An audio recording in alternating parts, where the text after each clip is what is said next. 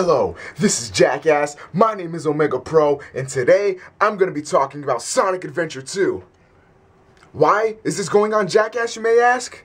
Well, probably because of the massive amount of backlash I'm about to get. Well, here goes.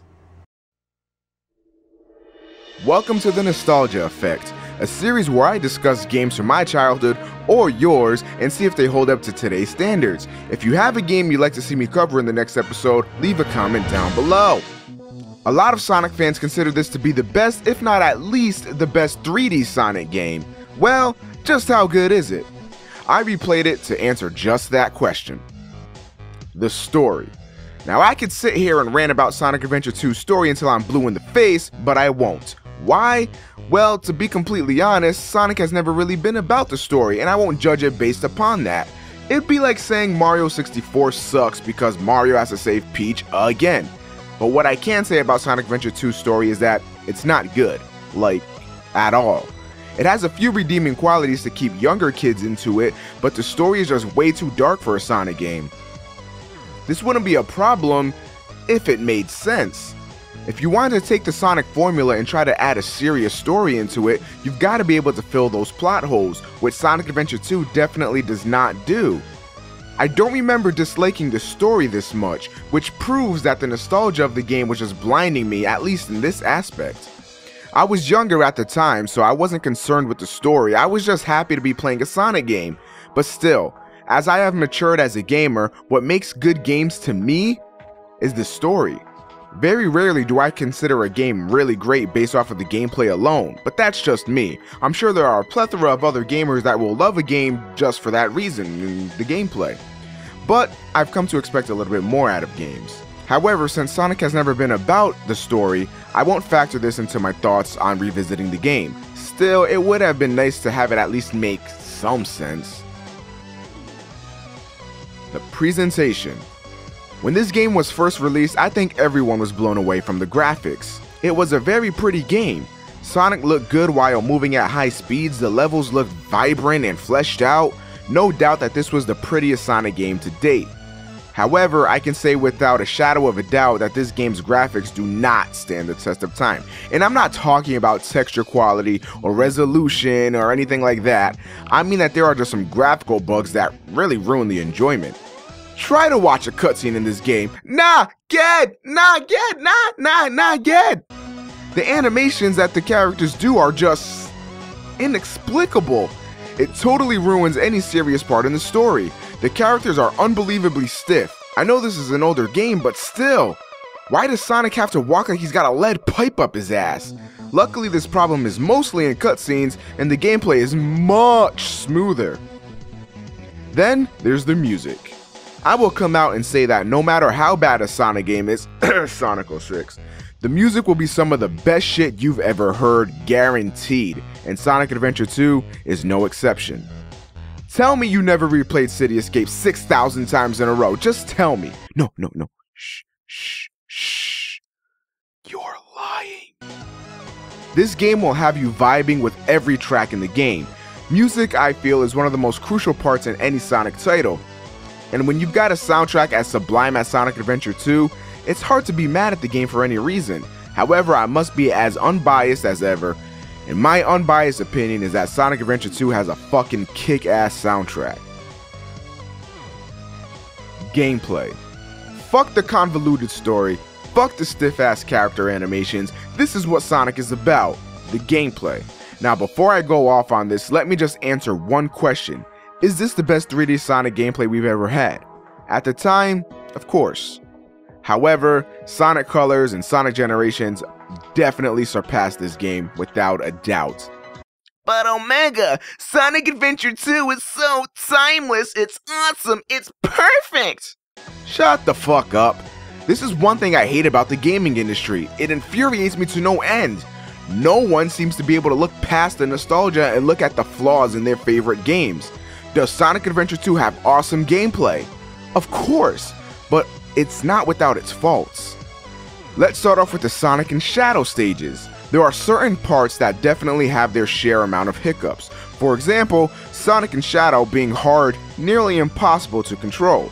I cannot tell you how many times I've died because I've been running on a wall and then all of a sudden the controls are unresponsive for a split second and then I die. The stage that keeps coming to mind about this is Green Jungle / White Jungle.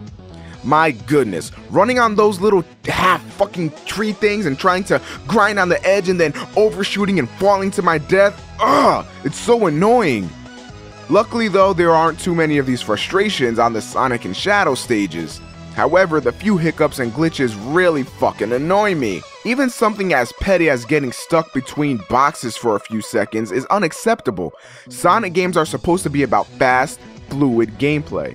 Sonic Adventure 2 definitely delivers, but there are certain points in the game where that just comes to a halt and it really breaks the gameplay for me. But that isn't even all that pisses me off. I really wish it were, then I could actually say that to an extent Sonic Adventure 2 makes today's standards. However, they just had to. They had to include the goddamn Tails and Knuckles levels. Fuck! This has no place in a Sonic game. If Sonic Adventure 2 were just Sonic and Shadow stages, this could have easily been one of the greatest Sonic games ever. But nope, let's play as Tails and Knuckles. Also, Rouge and Eggman. Let's start off with the Tails and Eggman levels. Talk about fucking slow paced. What have I been saying throughout this video? Sonic games are supposed to be fast, and they're supposed to be fluid. What the fuck is this shit? Tails and Eggman move so damn slow. On top of that, you have to slow down to target your enemies and shoot at them. Why? What is the point? Couldn't we just have Sonic run around at the speed of sound or some shit? Why do we have to play, nay, endure the Tails and Eggman levels? Oh, that's right, because they wanted to add a dark and gritty story so we have to see every point of view. No, I would much rather have played the whole game as Sonic and Shadow and then have cutscenes where Tails is like, oh Sonic, by the way, I shot some robots today. No one really cares about that information, so why the hell would we want to play through that scenario? If you were full intent on making Tails and Eggman playable, do what Sonic Adventure 1 did and have a separate campaign for each character. That way, if I only want to play as Sonic and Shadow, I actually can. And now, here we are. Easily the worst, most abysmal part of Sonic Adventure 2. The Knuckles and Rouge levels. Fucking kill me now. I would rather play Tails Adventure 2 than play one fucking stage of Knuckles and Rouge. You know how I said that Sonic games are supposed to be about the fast and fluid gameplay? Yeah, fuck that. Let's play Scavenger Hunt the game. Who asked for this? Knuckles used to be my favorite character, but after being forced to play as him for sometimes 20 minutes at a time, it just really drains a guy, you know? I just hate the Knuckles and Rouge levels. It isn't even that the levels take forever to beat, it's that it's so fucking boring. What purpose is there for this part in the game? Again, I'd much rather have cutscenes where Knuckles is trying to find bits of the Master Emerald. I don't want to play through that shit. You know how in some games cutscenes you see a character that has to do some really boring shit and you're just like, man, I'm glad I'm not that poor sap that has to endure that. Well, in Sonic Adventure 2, you are that poor sap. Every time I replay Sonic Adventure 2, I have a blast with Sonic and Shadow levels. I even get by Tails and Eggman levels, but every time I come across a Knuckles stage, I just want to stop playing. It's that bad. The only way I can say this won't ruin your experience is if you already know the exact location of the Master Emerald shards. Even in that case, it's still boring as hell. Usually in games, there's some secret you have to do or some puzzle or something that makes obtaining an item you need rewarding in some way. Not in Sonic Adventure 2.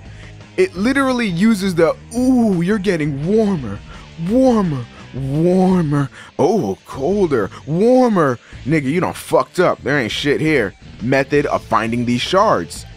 It's insulting to gamers. Was the target for this 6-year-olds? No, it can't be because the story is trying to be mature. It really seems like Sonic Adventure 2 did not know what it wanted to be. The story is really not even worth taking note of, the presentation is okay, sound and music are face-meltingly good, the Sonic and Shadow stages are really awesome despite a couple hiccups. What really ruins the game for me are the Tails and Knuckles levels, especially the Knuckles levels. So how does this game hold up? I mean, it functions and it's definitely playable, so in that sense, I guess it does kind of hold up. However, is this the immaculate game that everyone remembers? Maybe for the time, but in this day and age, it is certainly not.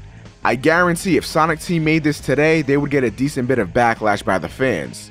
If this game were just Sonic and Shadow levels, it really could have been incredible, but thus, it isn't.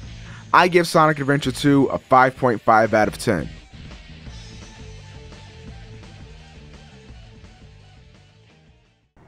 See? I didn't get too many dislikes, right? Right? I only gave Sonic Adventure 2 a 5.5. There's nothing bad that's gonna happen to me, right? They found me! Shit, turn off the camera!